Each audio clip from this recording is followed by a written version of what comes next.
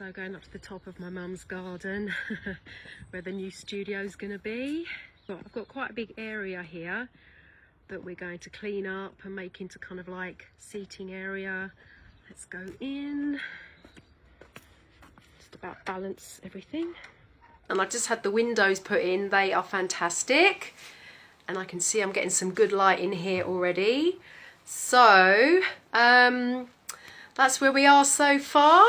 There's a few, obviously lots of bits of wood and carpets and some storage in here, but this is amazing compared to what it was like when I first started this project. And I'll put some pictures up for you, but the windows are amazing.